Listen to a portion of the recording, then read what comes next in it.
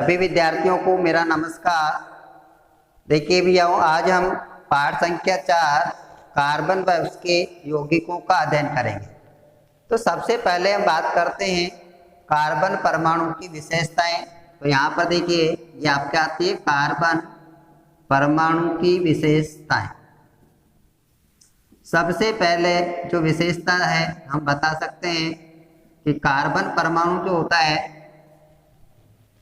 इसका जो प्रतीक है वो क्या होता है, यानी कार्बन का प्रतीक क्या होता है, सी लिखते हैं इसको, तो सी होता है, बता सकते हैं।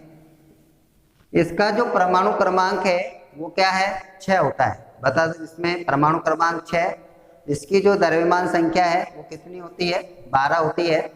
इसका जो इलेक्ट्रॉनिक विन्यास है वो आपको होता है 1s2 2s2 और 2p2 होता है।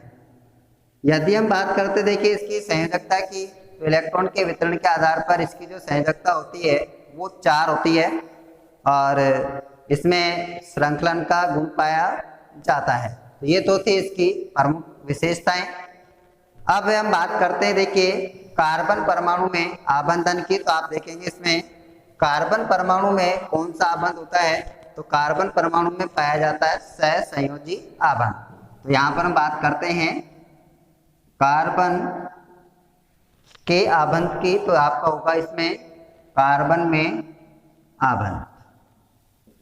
तो यहाँ पर देखिए कार्बन परमाणु जो होता है उसमें परमाणु संख्या होती है 6। तो इसके जो बाहरी कोश में इलेक्ट्रॉनों की संख्या है 4, यानी इलेक्ट्रॉनिक वितरण के आधार पर हम देखते हैं तो इसका इलेक्ट्रॉनिक वितरण का आधार पर होगा 2 और 4। तो बाहरी कोश में क्या है, इसके 4 इलेक्ट्रॉन होते हैं।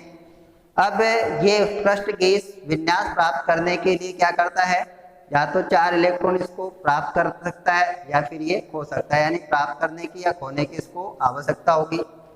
तो पहली स्थिति तो ये होती है, अगर ये है 4 इलेक्ट्रॉन देखिए प्राप्त करके और C4- यानी कि कार्बन ऋणायन बनाता है, तो ऐसी स्थिति में क्या होगा कि इसमें 6 प्रोटॉन वाले नाभिक के लिए 10 इलेक्ट्रॉन को धारण करना क्या हो जाता है, मुश्किल हो जाता है। यानी इसके अंदर जो है 4 अतिरिक्त जो इलेक्ट्रॉन है उनको धारण करना क्या है, मुश्किल होता है।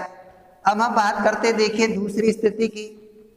अगर यह है क्या करे, 4 इलेक्ट्रॉन त्याग देता है, यानी कि बाह्यतम कोश से 4 इलेक्ट्रॉन को त्याग करके और उत्कृष्ट गैस विन्यास प्राप्त करे, तो ये क्या करता है, C4+ धनायन बनाता है, कार्बन धनायन का निर्माण करेगा।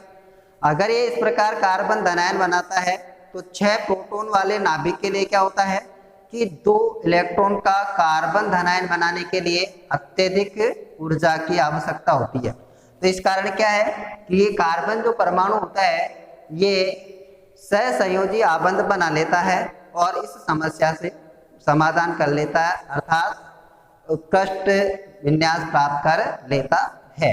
इसलिए कार्बन में क्या होता है, सहसंयोजी आबंध पाया जाता है। तो ये तो था कि कार्बन में सहसंयोजी आबंध क्यों होता है। अब हम उदाहरण के आगे देखते हैं सहसंयोजी आबंध।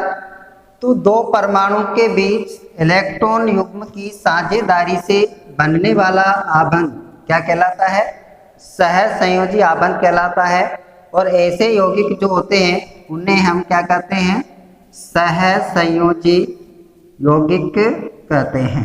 ये कहलाते हैं सहसंयोजी यौगिक। अब देखिए सहसंयोजी जो यौगिक होते हैं इनके कुछ गुणधर्म है। सबसे पहला है तो सहसंयोजी यौगिक है, पहला गुणधर्म इनके गलनांक और क्वथनांक वो क्या है, कम होते हैं, यानी आयनिक यौगिक होते हैं अधिक होते हैं, इनके क्या है, कम होते हैं, क्योंकि इनमें अंतरा परमाणु बल जो होता है वो क्या होगा, कम होता है।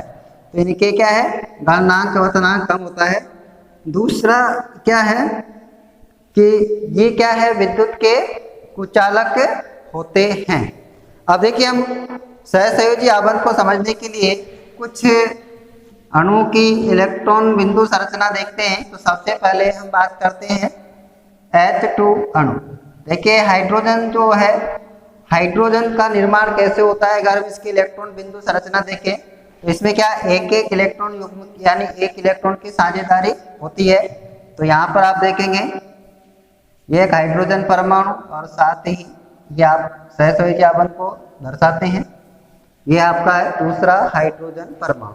तो इनमें क्या होता है, एक एक इलेक्ट्रॉन की साझेदारी होती है, क्योंकि इसके बाह्यतम कोश में एक ही इलेक्ट्रॉन होता है और इसको अपना उत्कृष्ट विन्यास प्राप्त करने के लिए एक इलेक्ट्रॉन की क्या है और आवश्यकता है। तो इस प्रकार से ये होती है इसकी इलेक्ट्रॉन बिंदु संरचना। तो ये आपका है, इसमें एक एक ही साझेदारी है। तो ये आपका होता है HS, इसमें सिंगल बॉन्ड होगा, ये आपका कहलाता है H2 अणु। तो इसी प्रकार से हम और भी है उनकी भी सहसंयोजी आबंध के बता सकते हैं। जैसे ऑक्सीजन जो अणु बनता है उसमें भी क्या है, ऑक्सीजन परमाणु जो होते हैं वो इलेक्ट्रॉन युग्म की साझेदारी करती है और वहां पर 2 इलेक्ट्रॉन युग्म की साझेदारी होती है।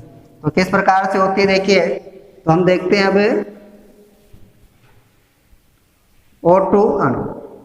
यहाँ पर देखिए ऑक्सीजन जो का अणु है ये कैसे बनेगा, तो इसमें ऑक्सीजन का जो इलेक्ट्रॉनिक विन्यास होता है वो होता है 2 और 6। तो उत्कृष्ट गैस विन्यास प्राप्त करने के लिए क्या है, इसको 2 इलेक्ट्रॉन की आवश्यकता होती है।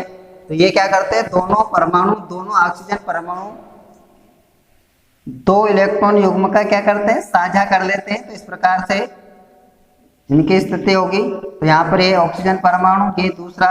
तो यहाँ पर देखिए 6 इलेक्ट्रॉन होते हैं, तो 4 तो इनके पास यहाँ पर है और 2 इलेक्ट्रॉन जो होते हैं वो क्या है, एक एक ये साझे में देते हैं किसका, और इस प्रकार से इनमें द्विबंध का निर्माण होता है। तो ये आपका होता है O डबल बॉन्ड O, ये आपका होता है O2 अणु। तो ये क्या है कि सहसंयोजी यौगिक होते हैं। ऐसे मेथेन है, मेथेन में भी क्या होता है, सहसंयोजी आबंध पाया जाता है। जिसको भी अगर हमें पूछे कि इसकी इलेक्ट्रॉन बिंदु संरचना कैसे बनती है, यहाँ पर देखिए मेथेन की इलेक्ट्रॉन बिंदु संरचना है CH4 की। अगर हम इलेक्ट्रॉन बिंदु संरचना दर्शाते हैं, इलेक्ट्रॉन बिंदु संरचना, तो यहाँ पर क्या होता है, इलेक्ट्रॉनों की संरचना साझेदारी को दर्शाना है। तो मेथेन है, मेथेन में एक कार्बन और 4 हाइड्रोजन परमाणु होते हैं और वो इस प्रकार से संयोजित रहते हैं। अगर हम इसका संरचना सूत्र देखते हैं तो आपको होता है कार्बन इस प्रकार से ये जुड़े होते हैं। तो यहाँ पर आप देखिए ये C मध्य में, और इससे क्या होता है 4 हाइड्रोजन परमाणु जुड़े हुए हैं। तो इस प्रकार से एक, ये दूसरा, तीसरा और ये चौथा, ये आपके होते हैं हाइड्रोजन। अब ये हाइड्रोजन परमाणु क्या होते हैं, इस कार्बन के एक एक परमाणु के साथ साझेदारी करते हैं। इनके बाह्यतम कोश में, तो ये भी इससे एक प्राप्त करके अक्रिय विन्यास प्राप्त कर लेता है। तो एक हाइड्रोजन एक ऑक्सीजन का लिख देते हैं, कार्बन हाइड्रोजन, ये आपका कार्बन हाइड्रोजन, कार्बन और ये हाइड्रोजन। तो यहाँ पर देखेंगे इस कार्बन का भी क्या होता है, अष्टक पूर्ण हो जाता है और अक्रिय हो जाता है। इसी प्रकार से प्रत्येक हाइड्रोजन के भी क्या है, ये भी अक्रिय विन्यास प्राप्त कर लेता है और इस प्रकार से ये आपका CH4 अणु का निर्माण होता है सहसंयोजी आबंध के माध्यम से। तो ये तो थी मेथेन की इलेक्ट्रॉन। बात करते हैं कार्बन की सर्वतोमुखी प्रकृति। तो आप देखते हैं दैनिक जीवन में अनेक वस्तुएं जो हमारे लिए उपयोगी होती है, जैसे भोजन है, कपड़ा है, जो भी है, उन सब में क्या होता है, कार्बन होता है। तो प्रकृति में कार्बन के जो यौगिक है वो क्या है, सर्वाधिक मात्रा में पाए जाते हैं, यानी कि अत्यधिक होते हैं। और इसका जो कारण है ये क्या है, तो कार्बन की जो सर्वतोमुखी प्रकृति होती है इसके 2 प्रमुख कारण होते हैं, जिसमें सबसे पहला कारण आपका आता है श्रृंखलन, और दूसरा जो है वो आपका है इसमें इसकी चतुसंयोजकता। तो आप लिख सकते हैं चतुसंयोजकता। तो इसका चतुसंयोजी होना भी इसका कारण माना गया है। अब सबसे पहले हम चर्चा करने वाले श्रृंखलन की। तो ये श्रृंखलन क्या होता है, तो यहाँ पर आप देखिए कार्बन परमाणु जो होते हैं आपस में एकल बंध, द्विबंध या त्रिआबंध द्वारा आपस में जुड़ करके लंबी श्रृंखलाओं का निर्माण कर लेते हैं। साथ में क्या है, तो ये क्या, कार्बन कार्बन परमाणु आपस में जुड़ करके अनेक यौगिकों का निर्माण करते हैं। तो दूसरा क्या होता है, चतुसंयोजकता। तो कार्बन परमाणु की जो संयोजकता होती है वो क्या होती है, 4 होती है।